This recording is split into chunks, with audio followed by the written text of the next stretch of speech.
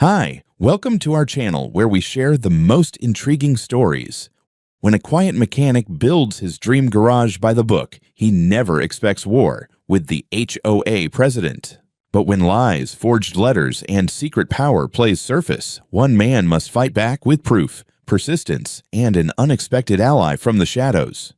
I bought the house at the edge of Willow Creek 5 years ago because it was the last lot on the map and the first one to disappear into trees. One side faced the neighborhood with its identical mailboxes and carefully measured lawns. The other backed straight into a wall of forest that smelled like wet leaves and freedom.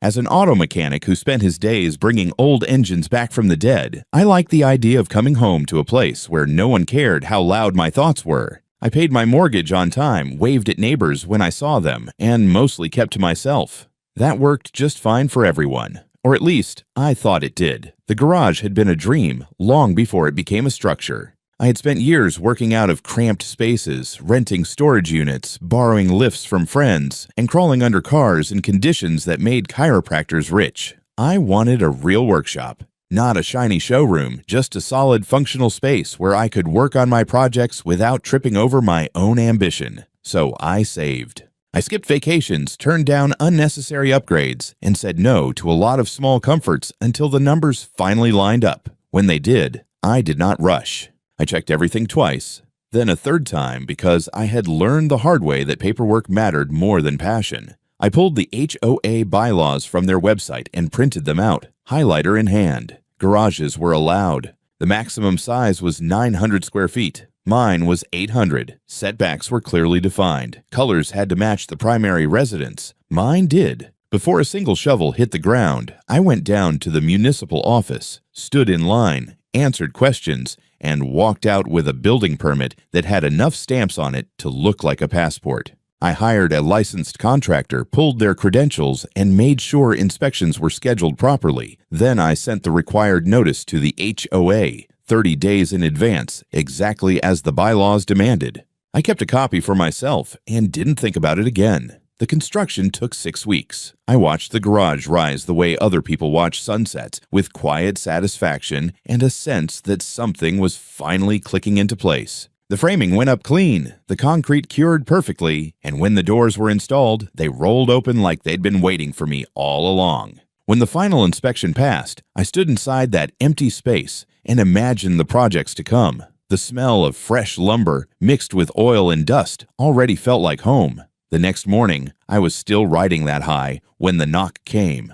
It wasn't the friendly tap of a neighbor dropping off misdelivered mail. It was sharp, deliberate, the kind of knock that assumed it would be answered. When I opened the door, Doran McLaughlin stood there with a tight smile and a thick folder clutched against her chest like a shield. I recognized her immediately. Everyone in Willow Creek did. She was the HOA president, 7 years running, and she had a reputation that traveled faster than gossip. Rules were her religion, and she worshipped loudly. She didn't waste time on pleasantries. She stepped forward, glanced past me toward the garage, and informed me that my new structure violated HOA regulations. According to her, I had built without proper approval from the architectural committee and would be required to remove the garage within 60 days. The way she said it, calm and almost cheerful, made it sound like she was doing me a favor. I told her I had a municipal permit and that I had sent the required notice. She corrected me immediately. Notice was not approval. Approval required an explicit response from the committee.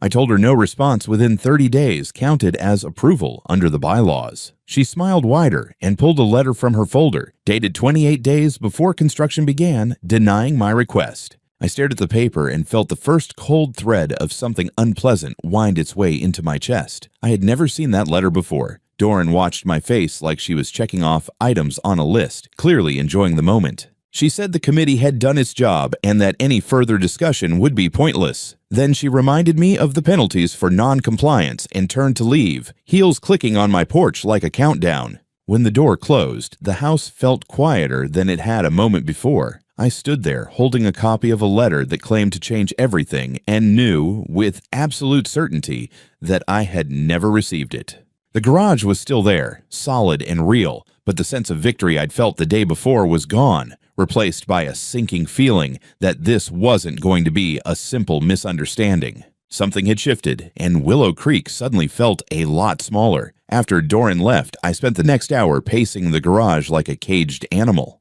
My eyes kept drifting back to the letter she'd handed me, sitting on the workbench next to a fresh socket set I hadn't even opened yet. I read it again. Still the same. Dated 2 days before the end of the 30-day window, stamped with some half-assed, official-looking header, and signed by Doran herself. It wasn't even on HOA letterhead, just plain printer paper. Something about it smelled off. The whole thing felt like theater. And if there's one thing I hate, it's being played for an audience without knowing I'm in the scene. I went back into the house and dug through my files. I had the original HOA bylaws printed out and annotated, underlined in red. There it was, black and white. Failure of the Architectural Committee to respond within 30 calendar days of receipt of notification shall constitute automatic approval. Not may, not subject to interpretation. Shall. I wasn't a lawyer, but I could read plain English. Just to be sure, I checked the copy of my notification email, sent 34 days before construction started, time-stamped. Attached were the full construction plans, color samples, survey documents, and the permit. I even double-checked the delivery receipt. It went through. No bounce, no error. If they'd had something to say, they had every chance to say it. But that denial letter, that had never arrived. I tore through my email inbox just to be sure. Nothing. I checked spam, trash, even the damn promotions tab. Nada. Then I went out to the mailbox and opened the rusted metal flap like I expected to find a confession waiting inside. Bills, coupons, a real estate flyer offering to buy my house, as is. No letter. I went back inside and tried something I hadn't done in years. I called the post office. After a 15-minute hold that felt like slow torture by flute music, I got a clerk named Dana. She was cheerful, probably too cheerful for someone dealing with the general public all day. I asked if there had been any certified or registered mail sent to my address around the date on Doran's letter. She put me on another hold, and when she came back, her voice was different, more neutral. She said, no record of certified mail from the Willow Creek HOA, or any sender, around that time. I asked if there was a chance they just didn't scan it. She paused.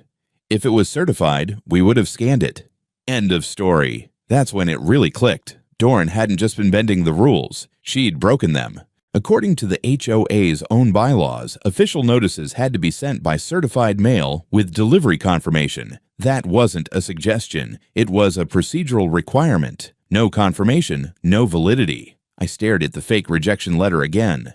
Either she never sent it and just printed it off for dramatic effect, or she sent it via regular mail and hoped I wouldn't notice. Either way, it didn't meet the requirement, and that meant, legally speaking, the garage was approved by default. She knew it too. That smug little grin wasn't just self-righteousness, it was a bluff. She was betting I wouldn't fight back. Too bad for her, I've always been bad at folding.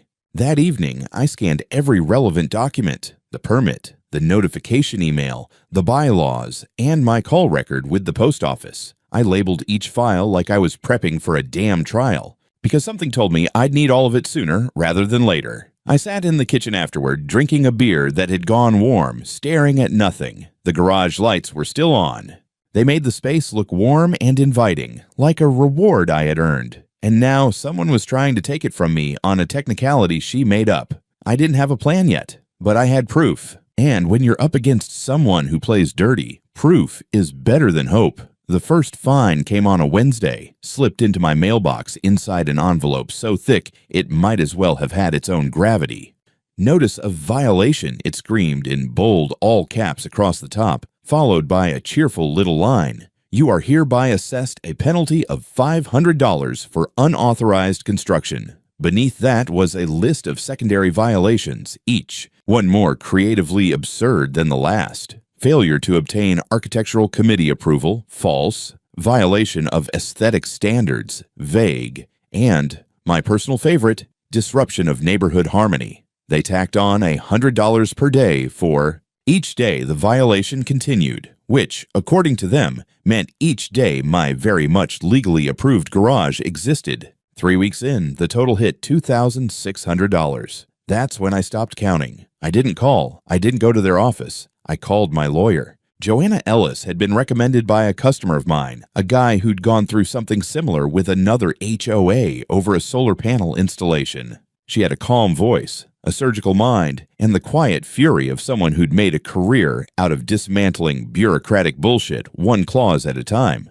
After I sent her the documents, she called me back in under an hour. "Okay," she said, the sound of pages flipping in the background. "They've got a problem. The bylaws are clear. No certified rejection equals automatic approval. If they can't prove they sent that letter correctly, their denial is invalid, and the fines are unenforceable." I asked if that meant I could ignore them. She chuckled. "You could, but they'll just escalate. What we want is to get ahead of it. Go on the offensive, not defensive. We'll send a formal demand for proof of delivery. Certified mail only. If they can't produce a USPS receipt or a signature, we have grounds to challenge everything. And if they try to lien your property, we'll take them to court for harassment and abuse of process." That night, I slept better than I had in weeks, for about 6 hours. The next morning, I got an email, HOA letterhead, no subject line, just a PDF attachment titled Outstanding Balance Notice. They were now threatening to initiate lien proceedings against my home if I didn't pay by the end of the month. I forwarded it to Joanna. Her response, "Let them try." This is textbook bluffing, but Doran wasn't just bluffing, she was escalating. A week later, I found a bright yellow poster zip-tied to the fence post by my driveway. Community notice, violation under review. It had my name, my address, and a bullet point list of my infractions. I tore it down, but not before snapping a picture. I found out later she'd posted the same sign on the bulletin board near the community pool and sent an update to the HOA mailing list. Neighbors started looking at me differently. Some gave me that sympathetic nod you reserve for people going through messy divorces. Others avoided eye contact altogether. One guy down the street, Craig something, actually slowed his SUV, rolled down the window and said, "You know, man, you should have just asked for permission like the rest of us." I didn't reply. Not because I didn't have words, but because I knew if I opened my mouth, it'd come out in ways Craig wasn't ready to hear. Meanwhile, Joanna sent her official letter to the HOA board, a demand for documentation of the rejection letter's mailing, including the required certified mail receipt and USPS tracking confirmation. She gave them 14 days to respond. They didn't. I figured they'd at least pretend to be cooperative, send a vague reply, cite delays, claim someone was on vacation, but the response was silence. 2 weeks passed. Nothing. Not a call, not an email. I asked Joanna if that helped or hurt us. "It helps," she said. "It confirms they don't have it. They're hoping you'll fold before we push." I didn't fold. I started digging. I reread the bylaws, highlighted everything related to enforcement, appeals, committee structure, and architectural reviews. The deeper I looked, the more things didn't add up. The architectural committee was supposed to consist of at least 3 members, but no names were listed anywhere in the recent HOA bulletins. Every letter I'd gotten came from Doran herself. I started to suspect the committee wasn't a committee at all. I emailed a few neighbors I trusted, people I'd waved to over the years, shared tools with, helped jumpstart their cars. A couple responded cautiously. One of them, Sarah from 4 houses down, wrote, "I tried to get a gazebo approved last summer. They denied it without explanation. Doran said it didn't fit the community aesthetic. I asked for the names of the committee. She said it was confidential." Another email came in anonymously. "You're not the only one she's targeted. Some of us are just scared to speak out. If you fight this, fight hard. She's been untouchable for years." Untouchable. That word stuck with me. It wasn't just about my garage anymore. Doran had made herself into some kind of suburban tyrant, draped in bylaws and weaponized newsletters. I wasn't interested in a war, but if she wanted one, she just got it. It was a Saturday morning, just after 9. Sunlight filtered through the trees and fractured beams, and the only sound on my lot was the soft purr of a rebuilt engine running smooth for the first time in years. I had the hood up on my '69 Mustang Fastback, the deep metallic green catching the light just right. I was elbow deep in brake lines, grease on my forearms, a cup of lukewarm black coffee on the toolbox beside me, and a look of quiet satisfaction that comes from doing something right with your own 2 hands. Then came the sirens. Not the blaring kind, but the subtle whoop of a short chirp, police style. I wiped my hands and stepped outside the garage, squinting against the sunlight. 2 black and whites had pulled up in tandem, tires crunching softly over gravel. 4 officers stepped out, 2 male, 2 female, all business, and standing just behind them, arms crossed and smug as a cat who'd pissed in the punch bowl, was Doran McLaughlin. She was wearing one of her usual pastel cardigan sets, hair pinned into a tight bun that probably hadn't moved since the late 90s. She stood with her back perfectly straight, eyes locked on me like I was about to confess something. I raised both hands and wiped a streak of oil across my cheek in the process. "Morning, officers. What's the emergency?" The lead officer, a guy with salt and pepper stubble and mirrored sunglasses, stepped forward. "Are you Brandon Wilkes?" I nodded. "Yep, what's going on?" "We received a report of unauthorized construction on this property. We're here to verify permits and ensure there are no code violations." I could feel Doran's grin from 20 feet away. She didn't say a word, just stood there like she was finally watching the guillotine drop. I exhaled through my nose, calm.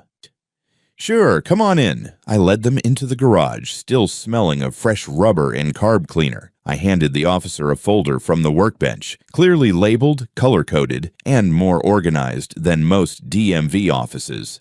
"Here's the building permit issued by the county, contractor's license and business card, signed inspection report dated last month, zoning compliance letter from the planning department. And just for fun, here's the HOA bylaws with the automatic approval clause highlighted." The officer flipped through the documents, his expression unreadable. After a moment, he glanced back at the garage, took in the walls, the roof line, the color-matched siding, the trim that matched my house to the inch. He nodded. "This all looks legit to me," he said. "You've got your ducks in a row." I shrugged. "I try." Doran stepped forward like she'd just been personally betrayed. "But he didn't get HOA approval. That's a violation of our community guidelines.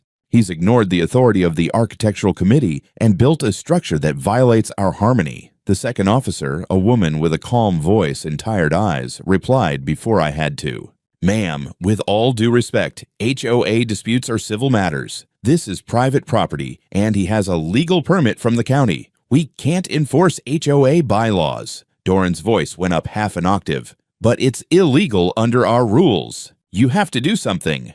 The lead officer turned to her, deadpan. "Unless he's breaking state or municipal law, there's nothing we can do. The garage is permitted. That makes it legal. If you want to pursue a civil claim, that's up to your board." Her face turned crimson. "I want him arrested. He's defying the authority of the HOA." The officer gave a tight smile. "Ma'am, if you don't calm down, we may have to ask you to step back." She opened her mouth, closed it, then opened it again, like a trout gasping on a dock. She pointed at me, her hand shaking. "This isn't over." "Sure doesn't feel like it," I said dryly. The officers left after about 15 more minutes of polite paperwork talk. No warnings, no citations, no lectures, just 4 professionals doing their job and finding no reason to get involved in petty neighbor drama. I stood in the driveway as they pulled away. Doran stayed frozen in place for another few seconds, as if she couldn't quite accept what had just happened. Then she pivoted hard on one heel and marched back toward her house without another word. But that wasn't the end of it. The next morning, someone or something had sprayed bright red paint across the front of my garage doors. Huge letters, ILLEG,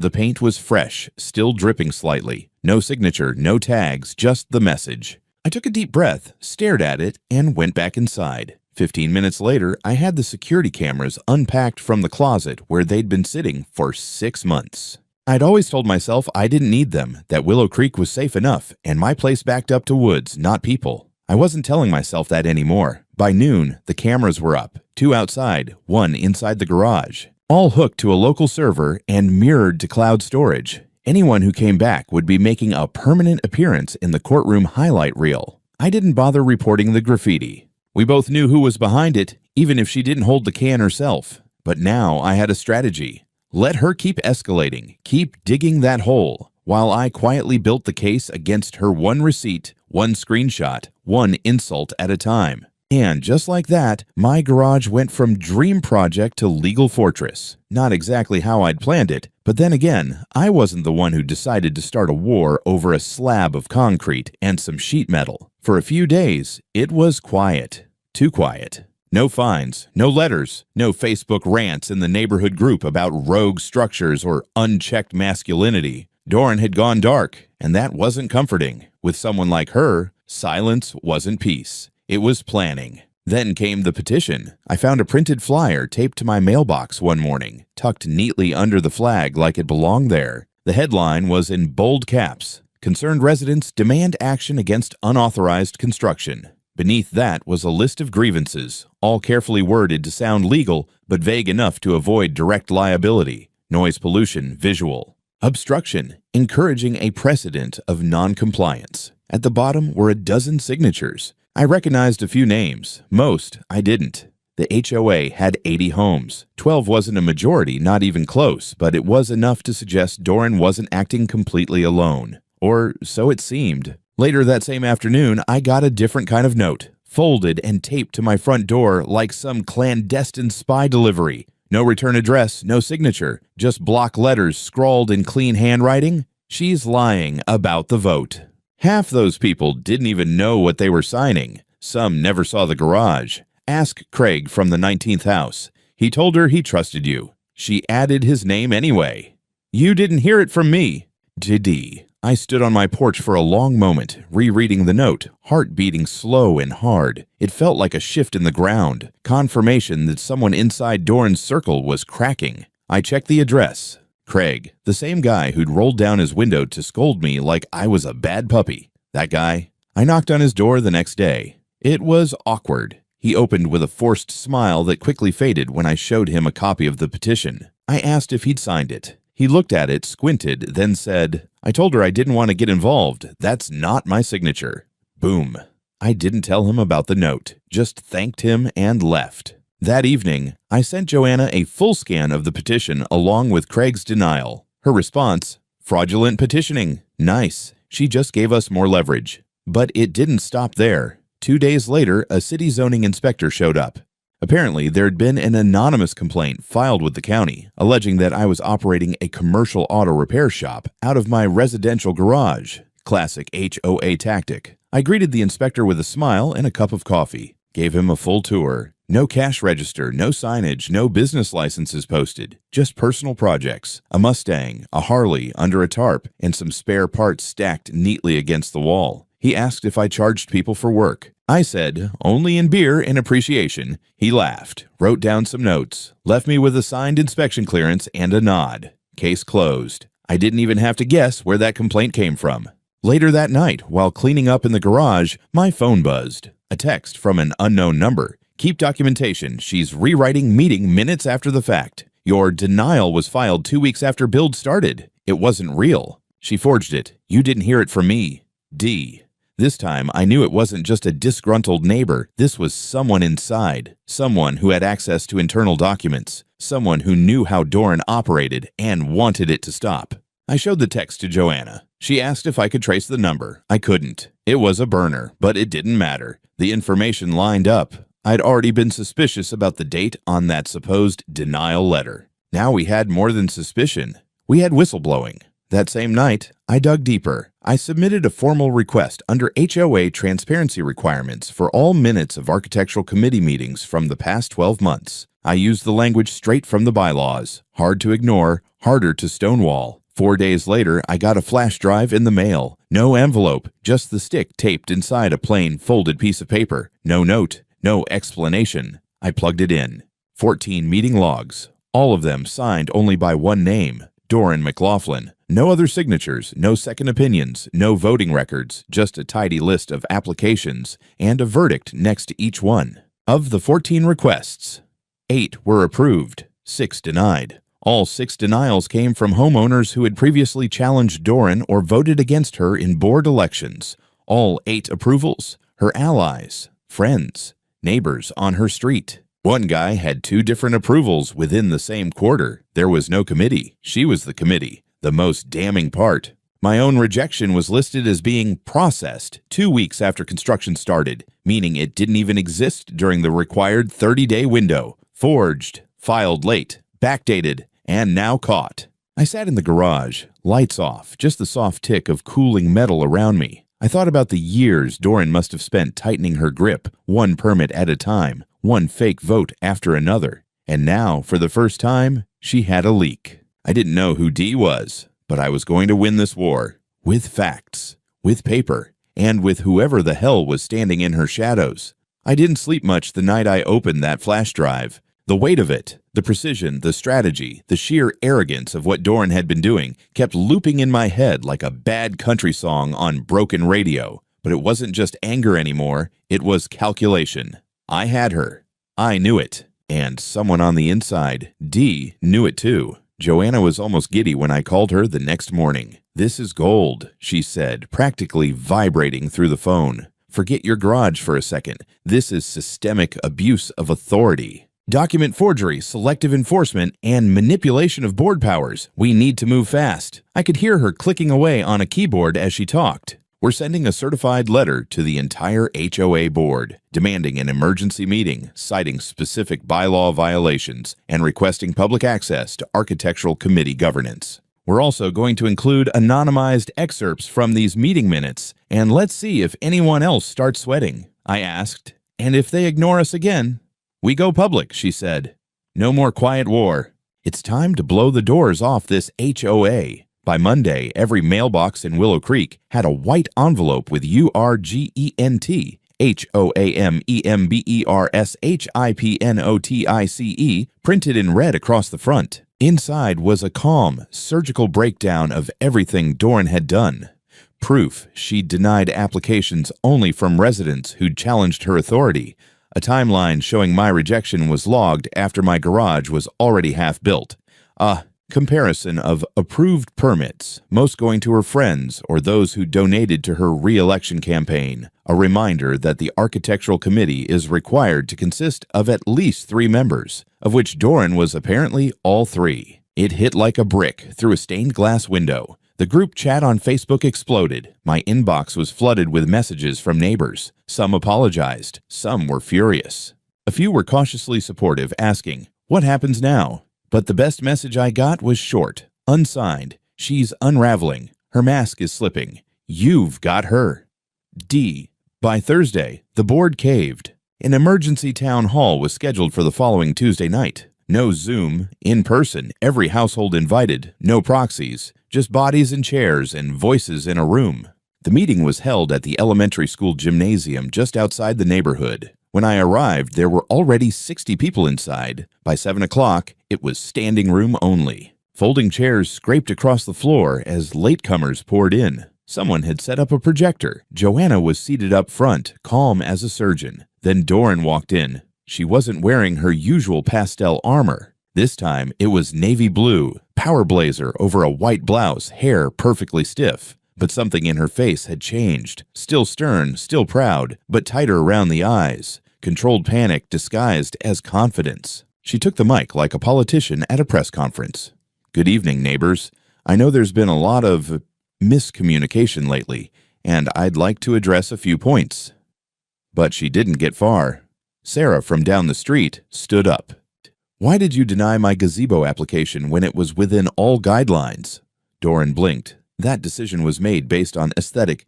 "You mean because I didn't vote for you last year?" Sarah fired back. Another voice. "You said my fence was too high, but Bob got one taller. He donated to your fundraiser." A murmur turned to murmurs, turned to shouting. Then Mark Powell stood up. Until that moment, he'd been just a quiet neighbor who always waved from his porch. But now he pulled a folded document from his coat pocket and said, loud enough for the whole gym to hear, "I was on the architectural committee for 2 years, until Doran forced me out. She told me point blank that she didn't need my signature to approve or deny anything, that she'd just file it without me." A few people gasped. One woman dropped her purse. Doran tried to interject. "Mark, that's not—" "I recorded the conversation," he said. He pulled out his phone. The audio was tinny, but the voice was unmistakably hers. "I don't need you, Mark. I am the committee. These people don't read the bylaws anyway." The room exploded. Joanna stepped forward with a copy of the bylaws, highlighted in fluorescent yellow. 3 members minimum. No unilateral decisions. No backdated filings. Your entire year of approvals and denials is illegitimate. Doran lost it. "This is a setup. He's lying. They're all lying." But then another voice. Mr. Hill, the HOA's treasurer, stood up. A quiet man, balding, Mild. "I don't want to be part of this anymore," he said, flat. I was told to make payments under administrative expenses that I couldn't trace, over $8,000. I wanted to believe she was just efficient. But I think we all know what happened, and just like that, the dam broke. A vote was called, 71 households represented, 67 voted for removal, 4 abstained. Doran was removed as HOA president effective immediately. Her replacement? A rotating interim board pending full elections. She didn't say a word as she walked out, just turned, heels echoing across the gym floor, and disappeared into the dark parking lot. Joanna leaned over to me and whispered, "We're not done." And we weren't. Not even close.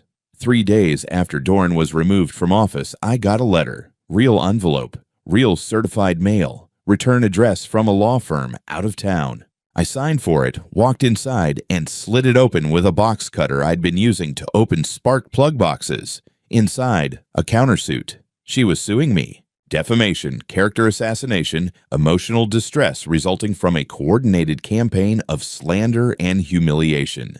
25 pages of legal-sounding theater accusing me and Joanna of orchestrating a smear campaign, manipulating HOA. Members falsifying records and weaponizing community unrest for personal satisfaction. It was almost funny. Almost. I scanned it, sent it to Joanna, then cracked a beer and waited for her callback. It didn't take long. "She's desperate," Joanna said. "This is a bluff, and not even a good one. Filing a suit with no hard evidence, no damages, and nothing to back up her timeline. It'll get tossed, and when it does, we'll countersue for malicious prosecution." "But won't this slow things down?" I asked. "Sure, that's the point. She's hoping to muddy the waters, delay the real lawsuit, and maybe scare you into dropping it." I didn't drop it. The original suit, my suit, had already been filed. We were suing the HOA and Doran personally for damages, falsification of records, harassment, violation of due process, illegal fines, and slander. Now it was 2 cases running in parallel. Joanna filed a motion to dismiss Doran's countersuit with prejudice. The hearing was set for 2 weeks later. Until then, I kept my head down, kept working, and waited. But the best part? Doran didn't know that her worst enemy wasn't in the courtroom. It was still Dee. I got another message. "She's shredding things. HOA storage room, Tuesday night, 7 p.m. Get proof." I stared at the phone. It buzzed again. "I've seen the bank statements. The admin expenses were cash withdrawals. She took funds personally. You'll get the records soon. Keep your eyes open." Tuesday, I drove by the HOA office. Not a real office, just a rented unit in a strip mall next to a vape shop and a failing bakery. I parked, sat with my headlights off, and waited. At 7:06 p.m., Doran pulled up. She looked over her shoulder twice before unlocking the glass door. Inside, the lights flicked on. I saw her silhouette moving, boxes stacked, papers pulled, and then a shredder started whining. I didn't confront her. I didn't knock. I just held up my phone and recorded everything from the windshield. Timestamp, GPS. Her inside, feeding document after document into a black shredder like she was trying to erase reality.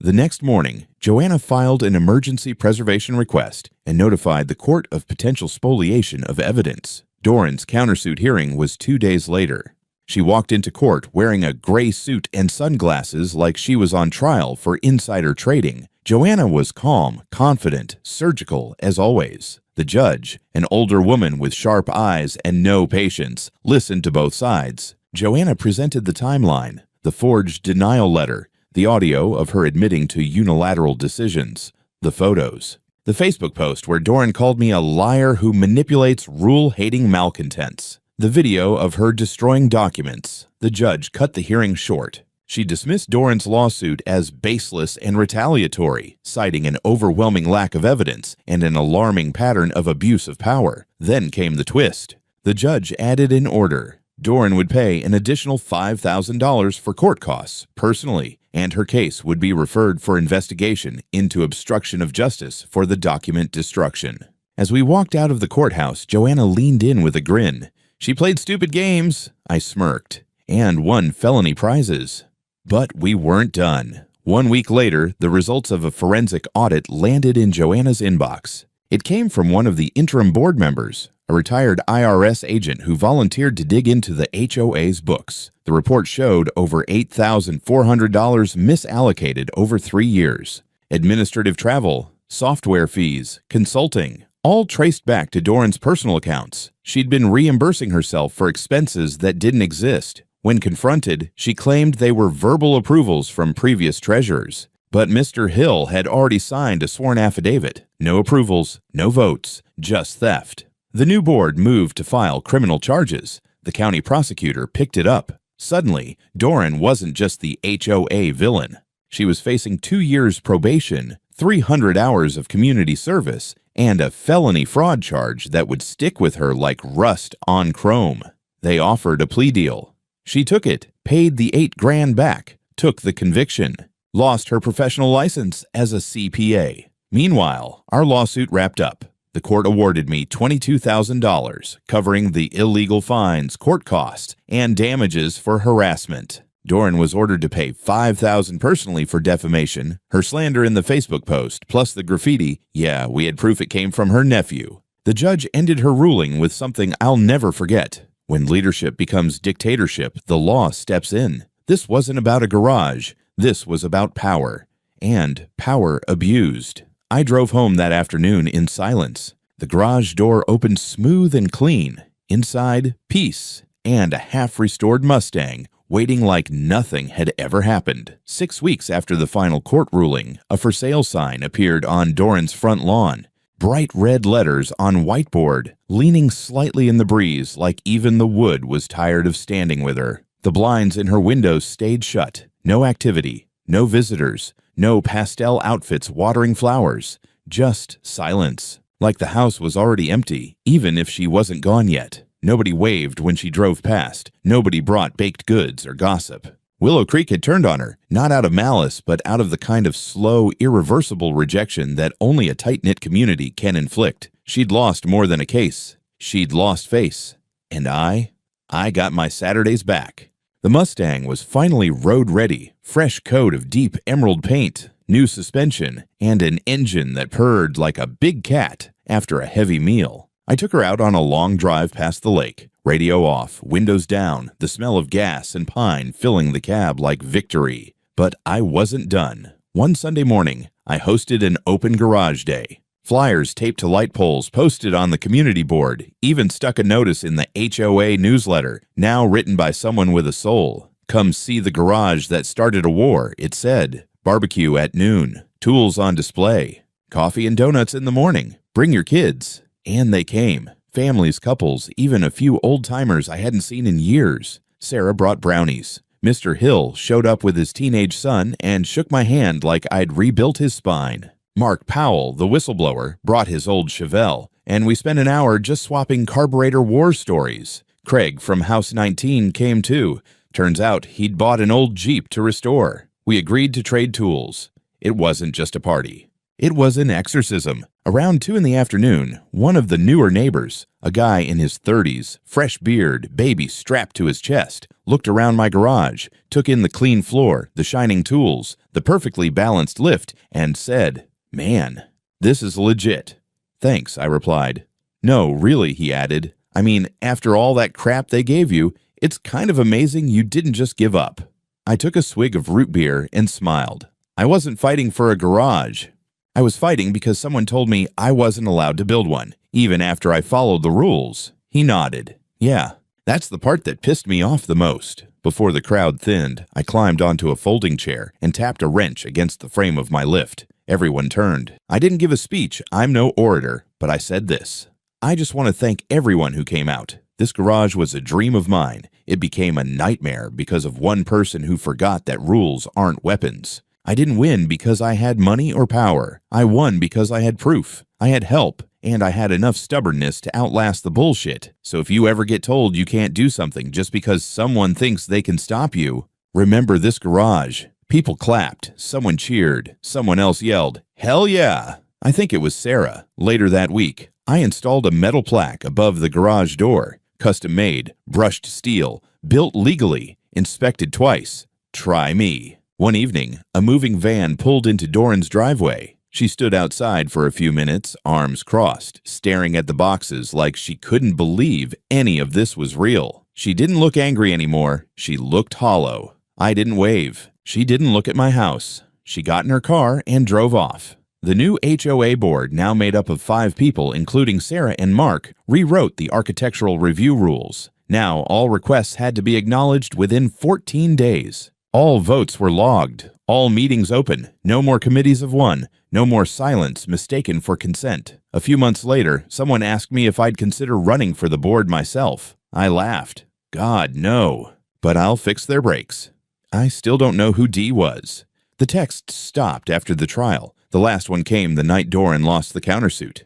She's finished. Garage looks good. Enjoy the silence. Dee. And I did. Because in the end, it wasn't about one garage. It was about someone who thought she could rewrite reality, someone who thought fear and paperwork could replace fairness, and someone who forgot that the rules work both ways, especially when you know how to read them.